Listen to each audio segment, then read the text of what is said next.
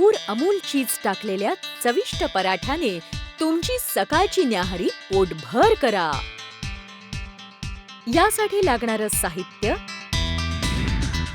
बारीक किसलेलं अर्धा कप चीज, 2 मोठे चमचे अमूल घी कणकेसाठी तसंच पराठे तळण्यासाठी, 1 कप अख्ख्या गव्हाचं पीठ, 1 लहान कांदा बारीक कापलेला, 1 किंवा 2 हिरव्या मिरच्या बारीक कापलेल्या, 3 लहान चमचे कोथिंबीर बारीक चिरलेली, कणिक मळण्यासाठी आवश्यक तेवढं पाणी, अर्धा लहान चमचा आमचूर पूड, चवीपुरता मीठ. पहिल्यांदा आपण पराठ्यासाठी कणिक तयार करायला हवी. एका मोठ्या बाउलमध्ये 1 कपभर गव्हाचं पीठ घ्या. त्यात पाणी आणि मीठ टाका आणि त्यानंतर ते हळुवारपणे मळा. कणिक मऊ करण्यासाठी आवश्यक असल्यास अजून थोडं पाणी टाका आणि गोळे राहणार नाहीत याची काळजी घ्या. नंतर अमूल घी टाका आणि कणिक अजून थोडी मळून घ्या, ज्यामुळे अमूल घी कणकेत पूर्णपणे शोषलं जाईल. ती मुरण्यासाठी ठेवून द्या. आता पराठ्यात सारण भरण्यासाठी पहिली गोष्ट अमूल चीज किसून घ्या. त्यानंतर एका मोठ्या बाउलमध्ये कापलेला कांदा, कापलेल्या मिरच्या, आमचूर पूड आणि मीठ टाका.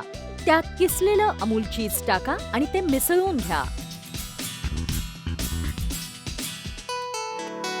शेवटी त्यात चिरलेली कोथिंबीर टाका आणि हे सारण नीट मिसळून बाजूला ठेवून द्या. पराठे तयार करण्यासाठी तुमच्या तळहातावर कणकेचा लहान गोळा घ्या आणि तो दाबून चपटा करा. आधीच तयार केलेलं चीजचं सारण कणकेच्या मध्यभागी ठेवा आणि त्याच्या कडा बंद करा.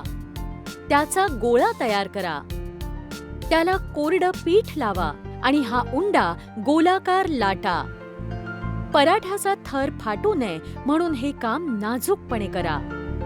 एक परिपूर्ण आणि गोल पराठा शिजवण्यासाठी तयार झाला. एका गरम तव्यावर सारण भरलेला पराठा ठेवा आणि तो शिजू द्या. जेव्हा त्याची एक बाजू अर्धवट शिजेल तेव्हा तो उलटा करा आणि त्यावर अमूल घी टाका.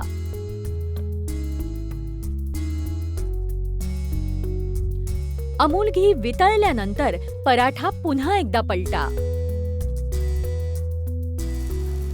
दुसऱ्या बाजूवरही थोडेसे अमूल घी टाका आणि लाकडी उलथण्याने त्याच्या कडा दाबून घ्या, ज्यामुळे पराठा एकसारखा भाजला जाईल. त्यावर तपकिरी ठिपके येईपर्यंत तुम्हाला त्याच्या बाजू बदलाव्या लागू शकतील. याचाच अर्थ आता पराठा तयार आहे. पराठा प्लेटमध्ये ठेवा आणि थोड्या पनीर ग्रेव्ही सोबत सर्व्ह करा. हे असं कॉम्बिनेशन असतं जे तुम्हाला पुढच्या जेवणापर्यंत तृप्त करील.